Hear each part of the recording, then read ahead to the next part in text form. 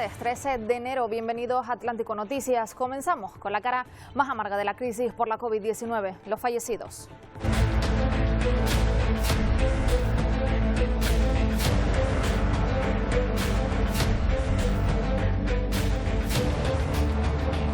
Un año después de la detección de los primeros casos de coronavirus fuera de China, las víctimas mortales a nivel mundial rozan los 2 millones de personas. Estados Unidos, India y Brasil son los países que acumulan el mayor número de decesos, pero en Europa, Reino Unido y Alemania encadenan varios días por encima de los 1000 fallecidos diarios.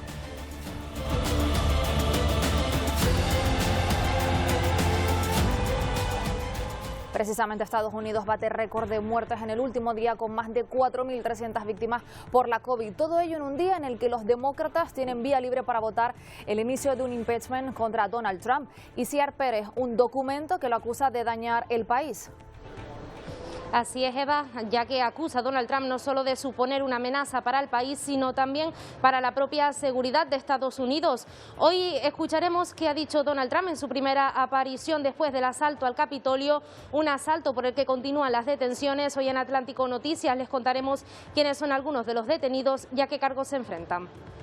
De vuelta aquí en las islas, en Atlántico Noticias, les mostraremos las imágenes tomadas desde un avión en el Parque Nacional del Teide, el punto más alto de España, completamente cubierto de nieve. De momento hay que conformarse con ver este manto blanco desde esta perspectiva. Los accesos al Parque Nacional están cerrados y las administraciones insisten en que hay que evitar desplazamientos innecesarios por la pandemia. La isla continúa en nivel 3 y no deben producirse aglomeraciones. Después de 6 días también veremos cómo el buque Ventago Express de la naviera Fred Olsen ya ha podido ser remolcado hasta el puerto de Agaete. Durante la jornada de hoy se procederá a descargar los vehículos y el ferry será escoltado hasta la capital para entrar en el astillero. Nos iremos hasta allí en directo. Y también les mostraremos un nuevo siniestro aéreo. Ha ocurrido en Nueva York. Las cámaras de seguridad captaron el momento exacto en el que la avioneta chocaba. Al parecer, un fallo en el motor pudo provocar este siniestro. El único herido es el piloto y su estado de salud es grave. Y este que ven podría tratarse del coche del futuro. Se trata de un lujoso biplaza eléctrico y diseñado, aseguran, para relajarse y disfrutar de una experiencia multisensorial. El vehículo es autónomo, despega y aterriza de forma vertical y lleva al pasajero tanto por las calles como por el aire. Enseguida lo vemos.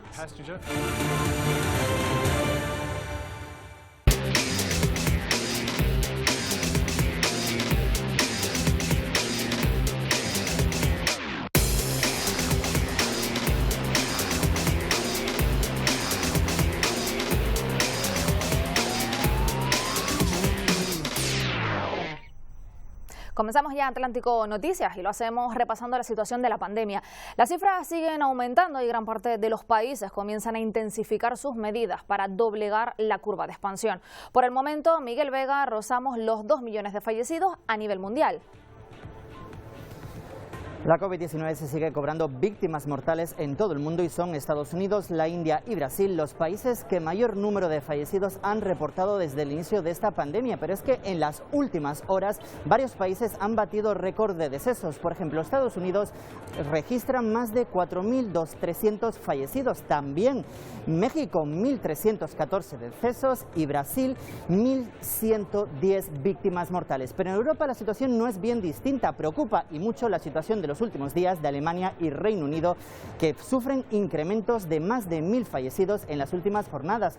En concreto, Alemania, 1.060 víctimas mortales y Reino Unido, 1.243 fallecidos en el último día. España se sitúa en el cuarto puesto de los países de la Unión Europea con mayor número de muertes. El Reino Unido registró en 2020 el mayor crecimiento anual de muertes desde la Segunda Guerra Mundial debido a la pandemia de la COVID-19. De acuerdo con las cifras divulgadas este martes por la Oficina Nacional de Estadísticas, en 2020 el Reino Unido registró 697.000 fallecimientos, un 15% más que el promedio de muertes registradas en años anteriores y el porcentaje más alto correspondiente a un periodo de 12 meses desde 1940. Los expertos advierten de que la situación puede empeorar por el incremento de los fallecimientos de la COVID-19 a causa de la propagación de una nueva cepa del coronavirus. Richard Murray, director del King's Fund, una organización benéfica que trabaja para mejorar la salud y el bienestar de la población, dijo que el Reino Unido tiene uno de los niveles más altos de muertes del mundo por millón de habitantes. Causa de ello, afirma, es que, como muchos países, el Reino Unido estaba mal preparado para este tipo de pandemia. Según las últimas cifras oficiales, el Reino Unido ha registrado 46.169 nuevas infecciones y 529 muertes, pero el número total de fallecidos por coronavirus desde el comienzo de la pandemia supera ya los 80.000. Reino Unido, lo hemos visto, registra 1.240 muertes por COVID en las últimas 24 horas. Es su segundo pico más alto de toda la pandemia en el país. Los hospitales están en estado crítico. Vamos a hablar con un canario que vive allí. Vamos a saludar a Israel Bettencourt para conocer cuál es la situación. Buenas tardes. Hola, ¿cómo estás? Señor Bettencourt, ¿cómo se convive, mejor dicho, con estas cifras? Hombre, pues un poco con frustración y con miedo. Por suerte para mí puedo trabajar desde casa, o sea que hace ya tiempo que no salimos prácticamente para nada, pero complicado, la verdad. Las restricciones han sido más o menos ligeras hasta principios de noviembre y a partir de noviembre ha sido cada semana ponerlas más restrictivas hasta que ahora ya estamos en cuarentena nacional, básicamente. El día a día es de tiendas completamente cerradas y tan solo salir para lo estrictamente necesario. Eso es lo que nos muestran las imágenes. Bueno, eso hay que tomarlo con un poco de cuidado, porque esas son las recomendaciones, pero se ve claramente que esto no es la misma cuarentena que hubo en marzo, a principios del año.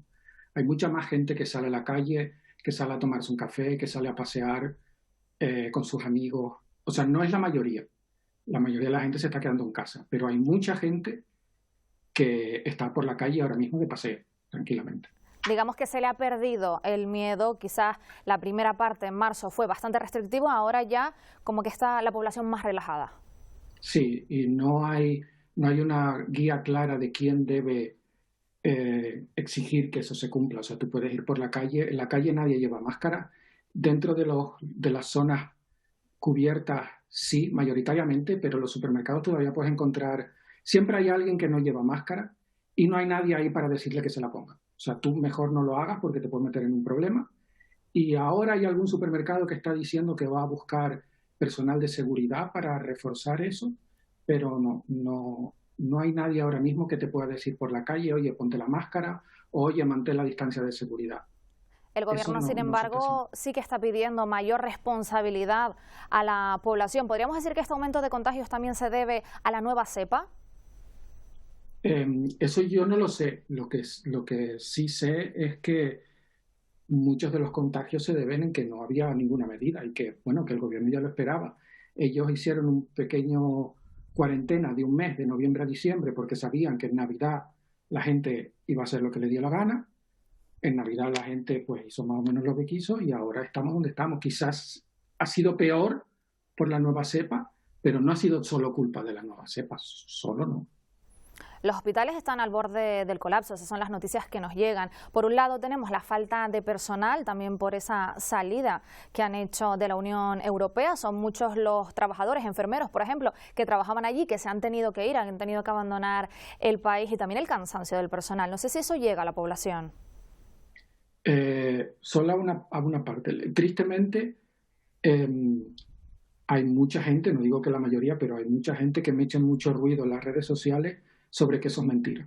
Pero después oyes los comentarios de personal de los hospitales y están en las últimas. Están completamente en las últimas, pero hay mucha gente metiendo ruido en las redes sociales de que eso no existe, sacando fotos sin contexto adecuado, etc. Entonces, sí, yo personalmente lo veo porque me creo lo que me dicen los enfermeros y los médicos, pero si tú vas a Twitter o a Facebook vas a encontrar mucha gente diciéndote, no, eso no es verdad. Israel Bettencourt, gracias por atendernos en Atlántico Noticias Canarios, que ahora mismo estás residiendo en Reino Unido, y mucha prudencia y ánimo para ti. Muchas gracias. Pues nosotros seguimos, porque no solo América y Europa viven este repunte de contagios. En Asia varios son los países que han comenzado a adoptar medidas, Miguel, ante el incremento también de positivos.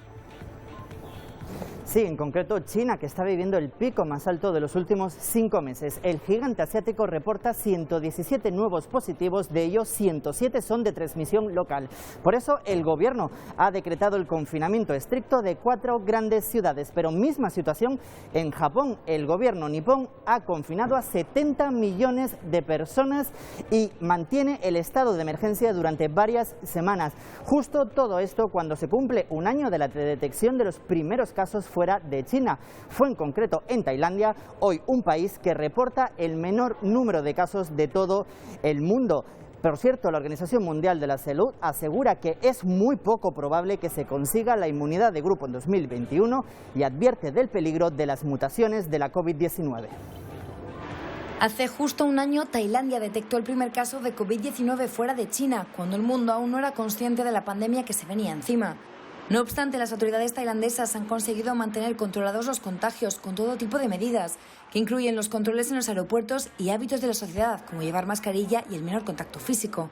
Actualmente los contagios acumulados suman 10.547, incluidos 66 fallecidos, cifras que palidecen frente a los miles de casos diarios que se detectan en muchos países de Europa y América.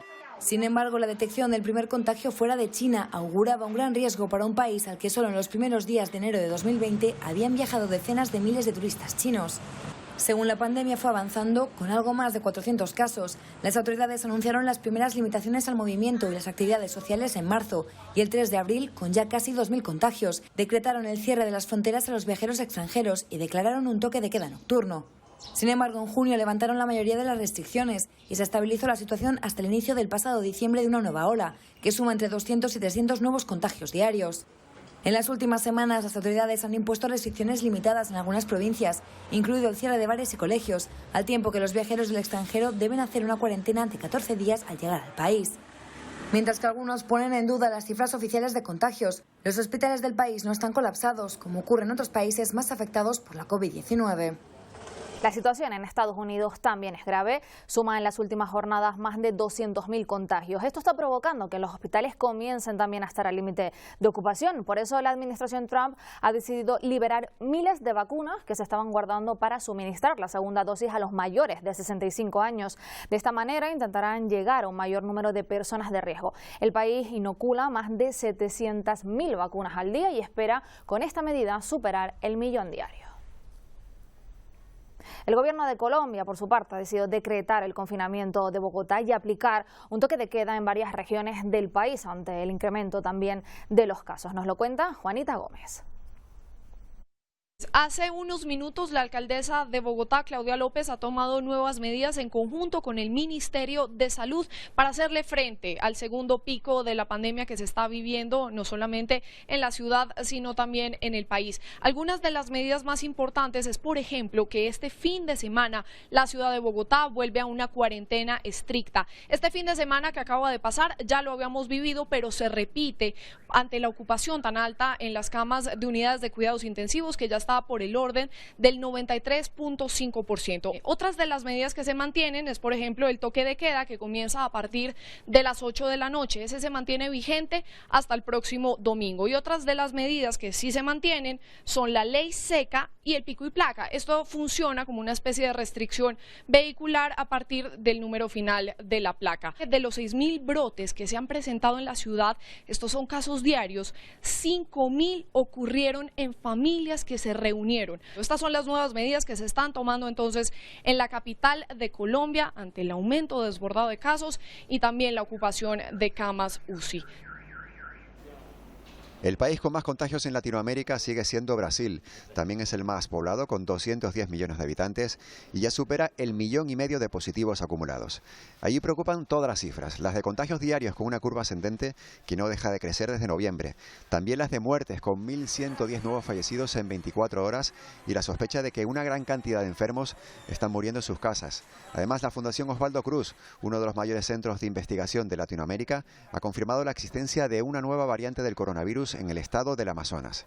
Mientras, el país ya tiene un plan de vacunación, pero los estudios muestran que la eficacia de una de sus vacunas previstas, la china CoronaVac, apenas supera el 50%. En México, con 1.314 fallecidos en un solo día y 14.395 positivos, ya se administran las vacunas de Pfizer y las autoridades decidirán en las próximas horas si se hacen también con 24 millones de dosis de la vacuna rusa Sputnik V, que por ejemplo ya se aplica en Argentina. Un país en el que además empieza a administrarse a los pacientes un suero hiperinmune para casos graves de COVID-19 que consigue retrasar los peores efectos de la enfermedad. Argentina, con una población similar a la española, notificó ayer casi 14.000 nuevos casos y 194 fallecidos. Por último, en Perú ya se ha superado el 1.000.000 de contagios. El Ministerio de Sanidad ha informado de la inminente llegada de la primera remesa, con 1.000.000 de dosis de la vacuna china desarrollada por Sinopharm, y espera adquirir hasta 38 millones en las próximas semanas. Pues precisamente a Perú corresponden las imágenes de esta fiesta celebrada en una conocida discoteca de Lima, la capital del país. Como ven, no se respeta ni la distancia social de seguridad y la mayoría no usa mascarilla. El regidor de la municipalidad de Miraflores no quiso perderse la fiesta clandestina. Incluso aparecen las imágenes bailando ajeno a la pandemia. En Perú estos eventos están prohibidos y de momento se desconoce si la actitud del político será sancionada. Récord de fallecidos también en Portugal. Hasta 155 personas han perdido la vida en estas últimas 24 horas. Una cifra, la del centenar, que lleva superándose en estos últimos 5 días. Ante esta situación, Portugal está previsto que vuelva a confinar desde hoy a la población. Como cada día en Atlántico Noticias vamos a conocer la situación del país de la mano de un canario que vive allí. Vamos a hablar con Oliver Pérez. Buenas tardes, señor Pérez. Hola, muy buenas tardes. Récord de fallecidos, lo decía, se espera un nuevo confinamiento, incluso más severo, de un mes y no de 15 días. ¿Cómo se recibe esta noticia? Bueno, de alguna forma pensamos que es necesario que haya medidas porque los contagios están muy altos y ante la curva que no para, pues gran parte de la población piensa que es una medida necesaria. Más de 7.000 contagios se han detectado en las últimas 24 horas. ¿Cuál se cree que puede ser el motivo? ¿Las bajas restricciones quizás que ha habido hasta el momento? De hecho, a partir de final de noviembre comenzaron a haber mayores restricciones y toques de queda, pero fue el periodo navideño donde realmente disparó el número de contagios. Entonces entiendo que algún tipo de relajación por parte de la ciudadanía ha hecho que el número de casos realmente suba. Ahora mismo el gobierno tiene previsto cerrar comercio, cerrar restauración, todo el ocio, pero lo que sí prevé mantener es la escuela. Sí, de hecho, la gran discusión, lo que no está en discusión es que los niños de edades inferiores a 12 años vayan al cole y de hecho van a continuar yendo. La gran discusión es si para niños superiores a 12 años van a continuar yendo al cole o no. De hecho, hasta ahora, en los principales focos de contagio, los colegios no son lugares donde haya habido excesivos contagios. Por esto se pondera que se continúe. La población, por lo que se ve, no está cumpliendo con las medidas impuestas hasta ahora por el gobierno. Los resultados vienen un poco a reflejar eso, ¿no? Digamos que el principal foco de contagio que se había transmitido tenía que ver con los fines de semana y reuniones familiares. Hubieron bastantes restricciones, incluso toques de queda a mediodía durante los sábados y los domingos, pero en realidad los números demuestran que quizás no se han cumplido como se deberían. La situación en los hospitales también llama la atención, es crítica. Aseguran que son 4.000 las personas que están ingresadas en estos momentos a consecuencia del COVID, pero 600 de ellas permanecen en la UCI. ¿Podemos llegar a un desbordamiento? Es probable y es por esto que el gobierno quiere poner medidas y medidas ya al nivel de las medidas que habían en marzo del año pasado, cuando la situación aquí no era tan grave, porque Portugal al inicio tenía una situación más controlada, pero donde por el número de casos y por esta situación en los hospitales se ven obligados a realmente tomar medidas más extremas. Señor Pérez, no sé si se tiene previsto a qué hora el gobierno va a anunciar estas nuevas medidas. Están reunidos en este momento en el Parlamento, con lo cual espero que a lo largo de la tarde comuniquen a la población porque se implementarán a partir de mañana, con lo cual cuanto antes entiendo que la población se preparará mejor. Pues muchas gracias, Oliver Pérez, canario que vive en Portugal, por traernos esa última hora desde allí. Gracias, buenas tardes. Pues Galicia, Navarra, La Rioja, Cantabria y Andalucía también endurecen las restricciones para combatir la COVID. Esta última comunidad ha registrado cerca de 7.000 casos en las últimas 24 horas.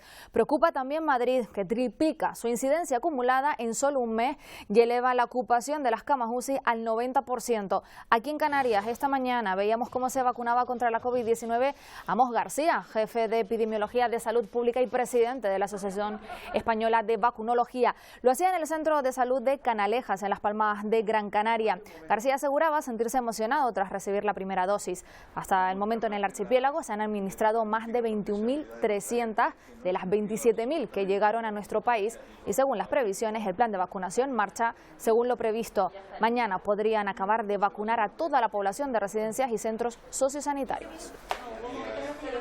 Francamente emocionado porque son mucho tiempo aguantando el peso terrible de la pandemia, mucho tiempo viendo a gente sufrir, viendo a los compañeros trabajar a destajo.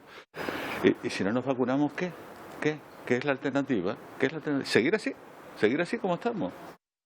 Bueno, cambiamos de asunto ahora porque la nieve está siendo protagonista también en algunos puntos de Tenerife y La Palma. En la Isla Bonita, uno de los accesos hasta la residencia del Roque de los Muchachos ya está abierto al tráfico. Los trabajos de limpieza ya han permitido reabrir este tramo y nuestro compañero Javier Sánchez nos lo cuenta. Pues solo hay abierto un acceso al Roque de los Muchachos, el que va desde Ollagrande en Garafía hasta la residencia. Continúa cerrado ese tramo que va desde Santa Luz de la Palma hasta el kilómetro 25. Ahí está operativo, a partir de ahí se cierra. En ese cruce del Pico de la Nieve desde el 25 hasta el 37, hasta la residencia, se encuentra cerrada. Las placas de hielo en la zona de los andenes impiden que se pueda circular por el lugar. Es por ello que si se quiere acceder a la zona más alta de La Palma hay que hacerlo ahora mismo por Garafía, y a partir de ahí además hay que seguir caminando porque está cerrada la barrera que lleva hasta la zona de los telescopios debido al tránsito de vehículos que se produce dentro por parte de los trabajadores. Ahora mismo estos telescopios están cerrados, no están operativos, ahora mismo hay labores de mantenimiento esperando a que se derrita el hielo en la parte alta para poder quedar completamente limpios y que se pueda volver a trabajar con ellos. Lo cierto es que la temperatura durante la mañana apenas ha superado los 4 grados, aunque hoy por fin se ha visto el sol en este Roque de los Muchachos. Se espera que quizá a última hora de la tarde, mañana por la mañana, ya quede abierta la carretera, ya puedan quedar abiertos los dos accesos al Roque de los Muchachos, al punto más alto de la isla.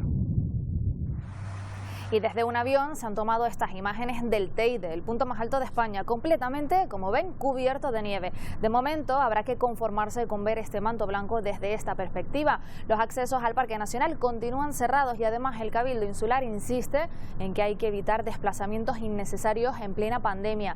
La isla se encuentra, recuerden, en nivel 3, por lo que se aconseja eludir las aglomeraciones. Y en Madrid la nieve ha dejado paso al hielo y a peligrosas caídas que han acabado en el hospital. Silvia Mascareño, cuéntanos cuál es la situación a esta hora. Pues la situación sigue siendo muy complicada. Se han triplicado las urgencias traumatológicas en los hospitales de Madrid, más de 2.000 urgencias por fracturas, unas 50 por hora en unos hospitales que ya de por sí están muy saturados por los contagios de coronavirus. De hecho, las autoridades y los sanitarios han tenido que pedir a los ciudadanos que donemos sangre para hacer frente a todas esas intervenciones quirúrgicas. Y es que, como ven, la situación sigue siendo prácticamente igual que ayer. Para que se hagan una idea, de las más de 9.000 calles que hay aquí en el municipio de Madrid, tan solo unas 1.350 están limpias hasta ahora. El resto sigue como esta, convertida en una gran pista de hielo con árboles caídos por el peso de los copos. El Gobierno insiste, la alerta no ha pasado. Si es posible, tenemos que quedarnos en casa, salvo los desplazamientos imprescindibles. Y si tenemos que salir a la calle, hay que hacerlo muy bien abrigados y con el calzado adecuado, porque, como decimos, la situación en Madrid todavía sigue siendo muy complicada. Si camina por el hielo, esto es lo que puede pasar. En este caso no hay mayores consecuencias, pero en otras, y sobre todo en población de más edad, la caída sobre el hielo puede provocar fracturas. Las más comunes en cadera, fémur, muñeca, codo y hombro. Ese hielo hace que el caminar o el poder desplazarse sea una complejidad, de una complejidad muy alta, y no es recomendable. La principal recomendación es intentar estar en casa y evitar desplazamientos. La idea es de intentar caminar caminar echando el peso del cuerpo un poquito hacia adelante, que es la forma de caminar de los pingüinos un poquito, para hacer que el centro de gravedad sea un poquito más anterior y que no tengamos la típica caída hacia atrás para golpearnos pues, la región más baja de la columna o incluso caer sobre la columna lumbar o darnos algún golpe de cabeza en la parte posterior. A la pandemia por la COVID se le suma la oleada de traumatismos por hielo y nieve. Solo en Madrid se producen 50 fracturas a la hora, lo que supone 1/3 de las urgencias atendidas en los centros sanitarios. Miles de tráiler operan desde este martes en Mercamadrid para recuperar la normalidad y acabar con el desabastecimiento en los supermercados cuanto antes. En estos momentos, tan solo las zonas más alejadas sufren esa falta de productos. El resto ya ha sido abastecido. Hasta 14 millones de kilos de productos frescos manejó ayer Mercamadrid, uno de los centros logísticos más importantes del país. Vamos a hablar con uno de sus responsables para que nos cuente la situación a esta hora. Saludamos a Gonzalo Reguera, director de Infraestructuras e Innovación. Buenas tardes. Hola, buenas tardes, ¿qué tal? Señor Reguera, ¿cuál es la situación a esta hora? ¿Hay desabastecimiento o está ya superado? Ya está toda la actividad, está retomando progresivamente la normalidad. Después de varios días de trabajo muy intenso, la verdad, desde el sábado por la noche empezamos con las tareas de retirada de nieve porque es la primera vez en la historia que ha cerrado Mercamadrid. Ha tenido que ser a causa de la climatología, por lo que hemos tenido que cerrar durante unas horas. Aquí desde el primer momento tenemos en cuenta que esto es de grande como Mónaco, más de 220 hectáreas. Entonces el sábado estuvimos retirando nieve, ahí en colaboración ha sido clave entre Ayuntamiento, Comunidad de Madrid y Gobierno de España, con el servicio de la UME. Se empezó a priorizar qué zonas, dónde empezar a retirar nieve para el lunes, que ya pudieran empezar a acceder los primeros vehículos abastecedores a la unidad alimentaria. Ayer, tan solo en el día de ayer, sorprende la cifra, 14 millones de kilos de productos frescos manejó Mercamadrid. ¿Para dónde fueron esos primeros repartos? Pues ayer entraron más de 1.000 vehículos abastecedores, esos 14 millones de kilos, que se han ido distribuyendo tanto aquí en Madrid como fuera de la Comunidad de Madrid. Han ido a parar a toda España, incluso también para exportación. Hoy ya la actividad se ha ido normalizando, han sido 700 vehículos abastecedores, que va siendo una cifra más normal, y alrededor de 10 millones de kilos. Para que llegue el suministro a todos los rincones, han decidido incluso ampliar el horario de trabajo. Sí, efectivamente, para que los compradores pudieran venir de una manera más escalonada, ahí con las empresas hemos acordado que la duración de la venta pues se alargue un poco a lo largo de la mañana. ¿Habría que contar con un mayor stock para evitar situaciones de este tipo en una nevada inesperada así? Pues la verdad es que nosotros aquí a nivel de almacenes había stock. Aquí el problema fue que no se podía circular. O sea, por ejemplo, el viernes se restringió la circulación a vehículos pesados a partir de las 3 de la tarde y luego en la ciudad pues está impracticable. Entonces, lo que ha pasado en los supermercados, lo que se ve en la televisión son roturas de stock, pero porque en las tiendas, cuando la demanda es un poquito más alta, porque yo creo que también hubo una compra compulsiva por parte de todos los ciudadanos, pues se producen esas roturas de stock, pero riesgo de desabastecimiento no se ha producido en ningún lugar, en ningún momento. El objetivo ahora mismo es pues garantizar, ¿no?, que lleguen todos esos productos, pero ¿se tiene miedo que esta cadena vuelva a romperse o a saturarse, como se ha visto en estas últimas horas? Bueno, ahí lo que se ha visto es que debido a que no se podía circular, ha habido que parar y también ir retomando la actividad poco a poco por la seguridad también de todas las personas. Comentabais el tema de caídas, de fracturas. Aquí la prioridad era ir quitando toda la nieve para poder iniciar progresivamente la actividad. Primaba la seguridad de las personas y las empresas que trabajan aquí para que pudieran ir abasteciendo esos productos. Ahora se está a la espera, ¿no?, de si se declara. La respuesta ha sido muy ágil. Ahí la prueba que cuando hay una colaboración entre administraciones, inmediatamente en cuestión de 24 o 48 horas es posible retomar la actividad. Lo hemos visto y todos ustedes han sido un ejemplo de ello. Gonzalo Reguera, gracias por atendernos hoy en Atlántico Noticias y traernos la última hora desde ese gran centro logístico. Bueno, muchísimas gracias a vosotros. Podéis estar tranquilos que también hay en las islas, desde Mercatenerife y Mercalas Palmas, el abastecimiento está garantizado. Muchas gracias. Hasta luego. Lo hemos visto, la península está inmersa en una ola de frío de las más fuertes de los últimos años. Aquí en las islas también es notable esa bajada de temperaturas y son muchas las recomendaciones que nos llegan para evitar enfermedades y virus comunes de esta época, pero entre ellas es poco común que nos hablen sobre el cuidado de nuestros ojos y sin embargo es uno de los órganos que más sufren. Vamos a conocer ahora el por qué y cómo podemos evitarlo. Hablamos con el oftalmólogo Javier Fernández de la Clínica Baviera. Buenas tardes. Hola, buenas tardes. Doctor, el frío es perjudicial para nuestros ojos. ¿Por qué? Pues el frío lo que suele provocar es que baje la lágrima, eso provoca una baja hidratación ocular y eso acaba generando sequedad ocular. Y eso genera visión borrosa, incluso picor, quemazón, entre otras cosas. Y también se asocia... el invierno. Claro, el invierno con esas bajas temperaturas, aumenta patologías como los ojos secos que acabo de decir, irritaciones, úlceras corneales, incluso conjuntivitis víricas típicas de estas épocas del año. ¿Qué recomendaciones, señor Fernández, podría darnos para evitar sufrir este tipo de patologías? Pues la primera y la más fácil pues es aumentar el parpadeo. Al aumentar la frecuencia aumentamos un poco la producción de la lágrima, un mejor reparto de la misma. Si eso no es suficiente, podemos hidratar los ojos con una lágrima artificial que tenga ácido hialurónico, que es una molécula que ayuda a fijar la lágrima a la superficie ocular. Y muy importante, usar gafas de sol. Las gafas de sol nos protegen de los agentes como el viento, que nos entre un cuerpo extraño en el ojo, de los rayos ultravioleta. Y ahora que hay nieve pues prácticamente en todo el país, pues evitar que nos refleje tanta luz desde abajo también. Y otros trucos pues podrían ser, sobre todo en casas que tengan calefacción, que generen un ambiente seco, pues se puede poner un humidificador que crea un ambiente más confortable, con una humedad más adecuada para los ojos. Y no por último la alimentación, que es muy importante en todos los aspectos, pues frutas, verduras y el pescado, por ejemplo, que tiene mucho ácido graso con omega 3 que le ayuda a la lágrima a producir mejor y de mejor calidad la lágrima.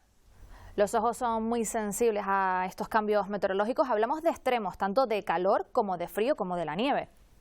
Exactamente, todo lo que sea salirse de los extremos, pues mucha sequedad acaba por un lado afectando a la lágrima y mucho frío por el otro. Entonces, la verdad es que tenemos, yo que soy canario, suerte de que tenemos unas temperaturas muy buenas normalmente, pero cuando bajan o suben mucho, pues es verdad que la lágrima sufre bastante y con ello la visión y el confort ocular. Bueno, al ser canario entiende también que cuando hay episodios de calima también se sufre mucho en los ojos, no solo con la nieve.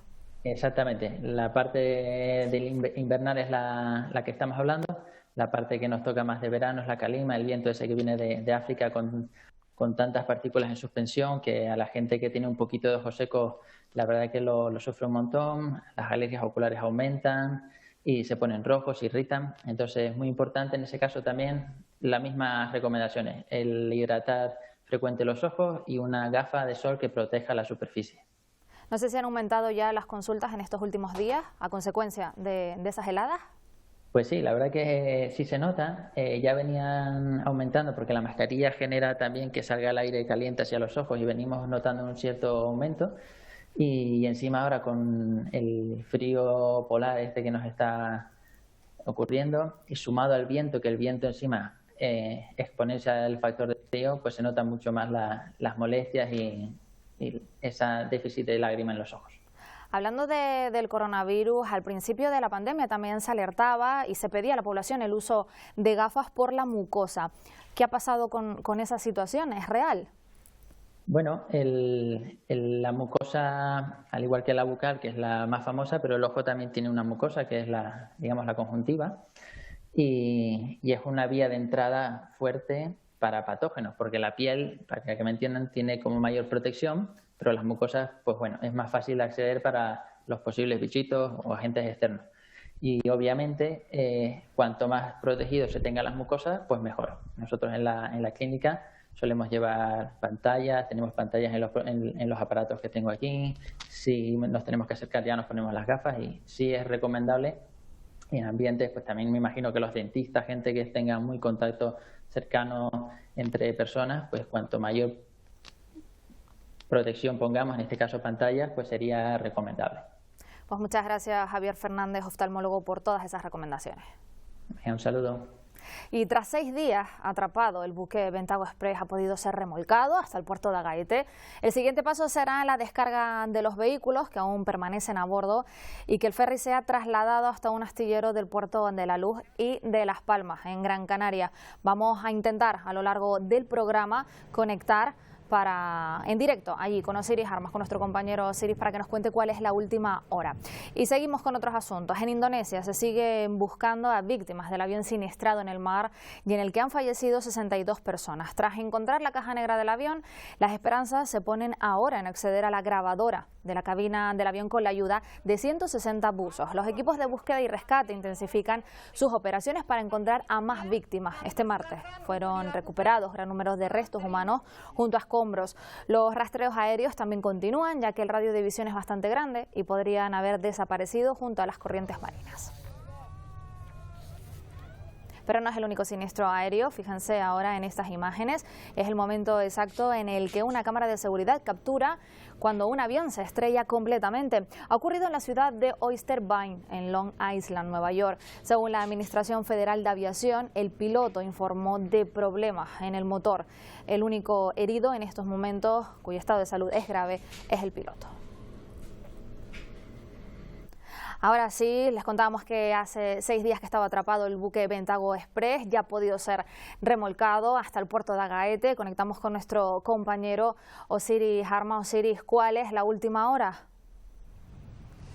Pues la última hora aquí es que continúan los trabajos para recobrar la flotabilidad en ese patín de babor. La compañía ha evitado dar plazos, asegura que van a seguir trabajando los próximos días para conseguir nivelar el barco y será entonces cuando puedan extraer la carga. Vamos a mostrarles imagen en directo de este Bentago Express. Desde primera hora de la mañana hemos podido comprobar cómo se han instalado todas las barreras anticontaminación en torno al barco. Desde la compañía y Salvamento Marítimo insisten en que es muy poca la cantidad de fuel que ha llegado al mar, pero al entrar el agua en ese patín de babor ha sido imposible evitar que el agua que ha limpiado esos tanques que permanecían con algunos restos haya acabado filtrándose. Durante todo el día llevamos viendo trabajos que se concentran sobre todo en la parte de popa. Esa embarcación blanca y roja que vemos ha traído durante todo el día distinto material, sobre todo flotadores amarillos como ese que vemos en el exterior, que han ido descargándose durante toda la mañana. Sabemos que los están introduciendo en el interior del barco, en ese patín de babor, y dentro los están inflando para ir ganando flotabilidad. La buena noticia aquí es que también hemos podido ver a los pescadores que llevaban afectados ya varios días. Desde el comienzo de este accidente no habían podido salir a faenar y hoy hemos podido ver cómo de nuevo han podido hacerse a la mar y retomar su actividad laboral. Gracias, Osiris. Vemos cómo poco a poco vuelven esas buenas noticias al puerto. Y en Estados Unidos seguimos, el camino hacia un impeachment queda despejado. El vicepresidente Pence ha escrito una carta a la presidenta de la Cámara de Representantes asegurando que no invocará la 25ª enmienda. Itziar, de hecho, se vota hoy en la Cámara. Así es, se vota ese impeachment, un documento que acusa a Donald Trump no solo de fallar a la democracia de Estados Unidos, sino también a los cuerpos y fuerzas de seguridad del Estado. También habla de que ha perdido la confianza como presidente. Los demócratas cuentan con la mayoría de la Cámara de Representantes, pero aún le faltan los 2/3 del Senado. Y esto es que son necesarios unos 17 votos a favor del Partido Republicano. No todos, pero sí algunos de ellos, de los nombres más destacados de estos republicanos, pues han confirmado que votarán a favor de esta destitución de Donald Trump, mientras continúan las detenciones por ese asalto al Capitolio, con más de 120 detenidos y unos 70 imputados. Y preocupa y mucho la seguridad de Joe Biden en su toma de posesión. Por ello, no solo se ha reforzado su propia seguridad, sino también la de todas las cámaras legislativas de todos los estados. Si les parece, vamos a ver un resumen de quiénes son algunos de esos detenidos y a qué cargos o penas se enfrentan. Mostovsky es el apellido de uno de los detenidos por el asalto violento de los seguidores de Donald Trump al Capitolio, persona conectada de forma directa con la insurrección y a su vez hijo del juez de la Corte Suprema de Nueva York. Ahora será juzgado por robo en propiedad del Estado, entrada ilegal y desorden público, entre otros delitos. El FBI ha abierto 160 casos en su investigación del asalto del pasado 6 de enero. 70 ya han sido acusados por tenencia ilícita de armas, saqueo a un edificio público y agresiones a los cuerpos de seguridad. Otros 25 por terrorismo doméstico, entre ellos militares en activo y retirados. Otro de los protagonistas de la jornada, Jake Angeli, el chamán de QAnon, detenido desde el 9 de enero, está acusado por entrar de forma violenta a un edificio restringido y además por conducta desordenada. Delitos graves que pueden ser investigados como delitos estatales de sedición y crímenes de Estado, algo que en el país podría acarrear no solo penas de cárcel de hasta 20 años, sino también con la cadena perpetua. Además de todo esto, Itziar, el aún presidente Trump ha reaparecido por primera vez tras el asalto. Así es, y lo ha hecho en Álamo, Texas, para revisar esa construcción del muro que separa Estados Unidos con México. Allí ha hablado de que no tiene culpa, no tiene ninguna responsabilidad sobre lo sucedido el pasado 6 de enero y afirma que sus palabras fueron apropiadas. Sobre el impeachment asegura que es una casa de brujas y que hay que tener cuidado, advierte, porque esto no solo genera división, sino que también mucho enfado, una división en un país que de por sí ya está fracturado. La enmienda 25 tiene riesgo cero para mí. Como dice la frase, ten cuidado con lo que sueñas. El impeachment es la continuación de la mayor caza de brujas de la historia de nuestro país y está causando gran enfado, división y dolor. Y en Venezuela, Nicolás Maduro ha pronunciado su primer gran discurso ante la nueva Asamblea Nacional, conformada después de las elecciones denunciadas por la oposición, por supuesto, fraude. El presidente venezolano se refiere a la deuda del país y apeló a las negociaciones con los bonistas para aliviar la situación que vive el país y apostar por el entendimiento con inversores internacionales. Y la noticia curiosa del día la encontramos en un proyecto que podría desarrollarse en el cielo. General Motors ha presentado de forma virtual el que podría ser el primer coche volador. Se trata de un lujoso biplaza eléctrico y diseñado, aseguran, para relajarse y disfrutar de una experiencia multisensorial. Nosotros nos vamos ya, enseguida llega el Telenoticias 1 con toda la actualidad de las islas, pero antes les vamos a dejar con la cara más amable de la borrasca Filomena en su paso por la península. Que pasen una buena tarde. Adiós.